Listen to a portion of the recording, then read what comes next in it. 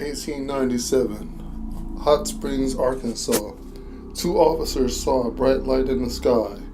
They watched it land. When the officers were close, their horses refused to come any closer. Just then, a figure walked in.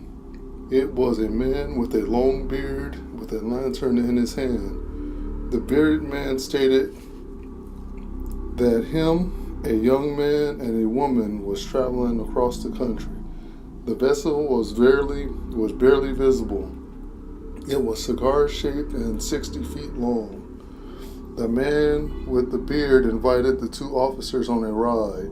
The two men refused. The old man then stated that they were in a hurry. The three boarded the ship, and the ship departed without being seen or heard. The airship stories also include cattle mutilations. In 1887, Alexander Hamilton saw an airship. It was occupied by 6 of the strangest beings he ever saw. There were 2 men and a woman and 3 kids. They were talking, but the speech sounded like gibberish. The airship then turned the searchlight on Hamilton. A ship quickly flew over about 30 feet above a 3-year-old heifer. The cow was kicking wildly. A red wire noose was around the cow's neck. The airship and the cow quietly sailed away. The head, legs, and hide of the cow was found 2 miles away in Coffee County. A common malfunction in these early airships was the electrical system. The lights dimmed when they accelerated. One pilot stated that the ship ran on condensed electricity. By the 1900s, the sighting changed to the saucer-shaped ships. One of these saucer-shaped ships crashed in Aurora, Texas in 1897. On April 17, 1897 is when the airship crashed on a farm in Aurora, Texas.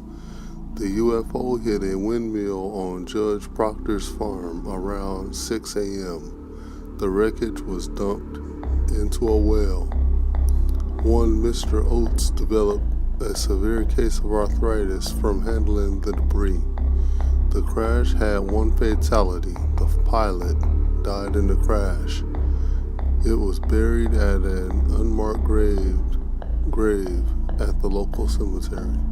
The pilot was reported to not be of this world. An Army officer from Fort Worth called the pilot a Martian.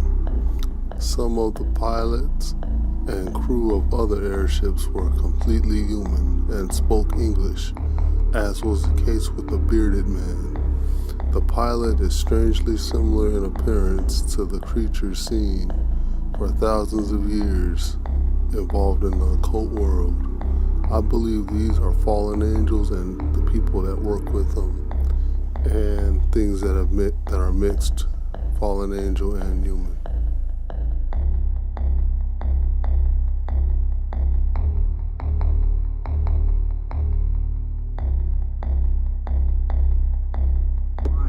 Is reliable data, is solid.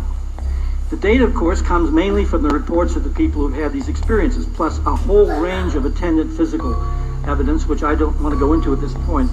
Now, what do we know about the UFO experience in terms of the reliability of what the aliens say? And I use the word aliens for want of a better term.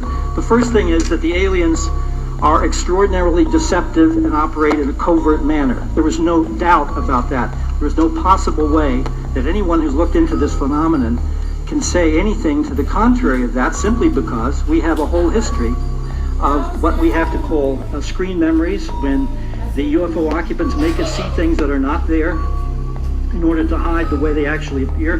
The way the memory of the experience very, very often has been stolen from us, which is not only an act of theft, it's an act of deception.